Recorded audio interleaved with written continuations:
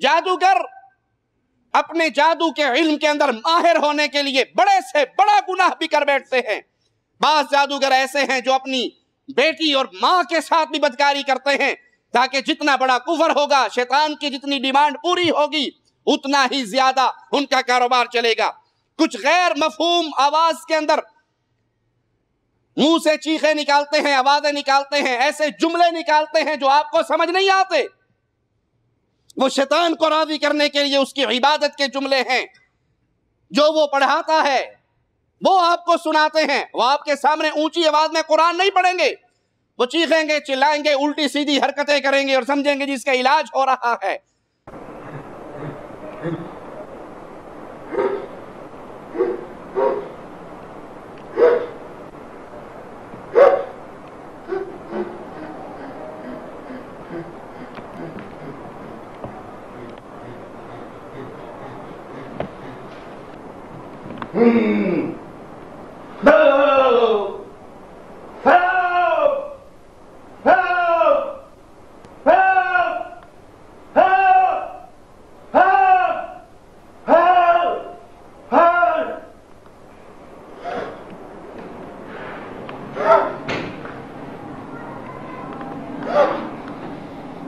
جس کے اوپر سے خون لگا اور سوئیاں لگی ہوئی ہیں، ٹھیک ہے، جلدی سے کرنا ہے بچے۔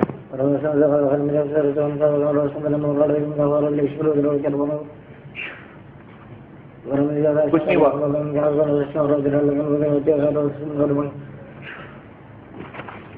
کیا ہوا اس کو؟ وہ شیطان کی پوجا کر رہے ہیں، وہ شیاطین کو پکار رہے ہیں، وہ ان کی عبادت کرتے ہیں اور پھر جا کے وہ اپنا مطلوب حاصل کرتے ہیں۔ ان تمام باتوں سے ثابت ہوا کہ جن شیطان بلا وجہ کسی عامل بابا کی خدمت نہیں کرتا، کسی بنگالی بابا کا موکل نہیں بنتا، بلکہ وہ پورا اپنا بدلہ لیتا ہے، معاوضہ لیتا ہے۔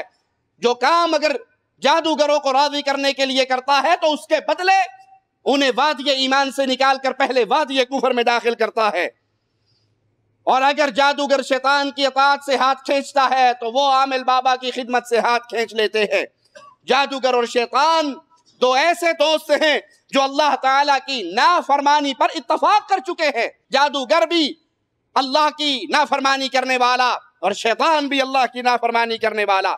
یہی وجہ ہے آپ جادوگروں کے چہروں کو دیکھیں، ان کے چہروں پہ لعنت برستی ہے، ان کے چہروں پہ سیاہی برستی ہے، ان کے اندر کا کفر ان کا چہرہ پڑھ پڑھ کے بتاتا ہے آپ کو۔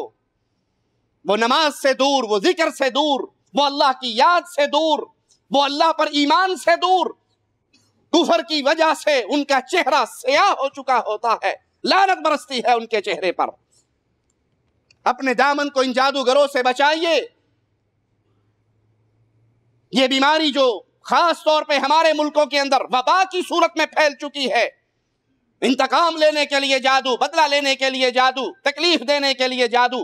آپ سمجھتے ہیں کہ میں نے اس کو مزہ چکھا دیا جادو کروا کے، اور بھول جاتے ہیں کہ اس کو مزہ چکھاتے چکھاتے اپنی آخرت کو برباد کر بیٹھے ہیں۔